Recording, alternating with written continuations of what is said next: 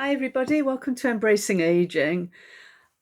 In my video the other day about anger management, someone mentioned in the comments, they mentioned something about boundaries, and I thought it was something I'd like to talk about today.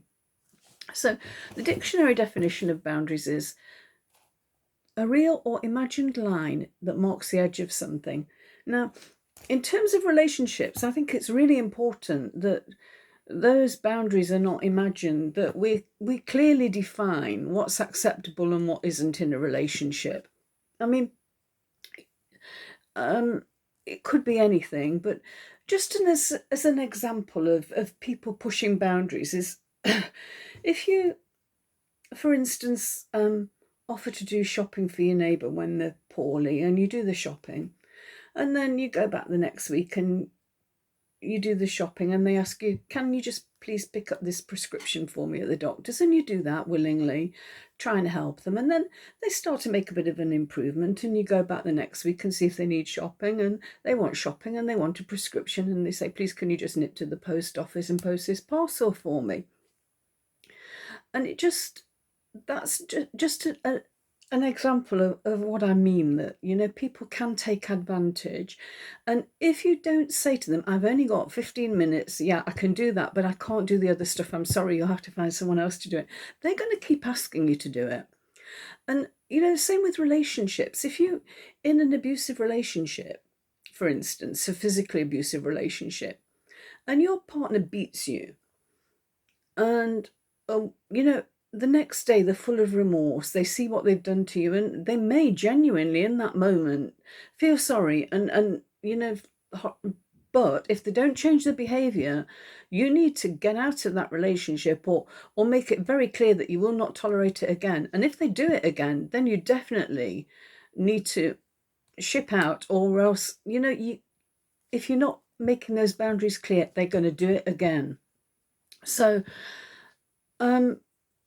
yeah, that just one thing that I did think about, that it is important to clearly define your boundaries, because all of us have got a point where, this is acceptable, but anything more, I'm not going to put up with it. And then we're going to snap, and either the relationship's going to completely fall apart, or it's going to be, sorry, excuse me, really difficult to find a way back from that. So yeah, make sure that your boundaries are clear. And the other thing that someone put in the comments was about criticism, about constructive criticism. And I think it's difficult sometimes to, when criticism's aimed at you, to kind of be defensive, to kind of, jump in and say, yeah, but I think it's probably quite important that we take a step back and we listen to what that person's got to say and see if there's any value in it, because there often is. Often we can, if we look at it without our ego getting in the way, and just think,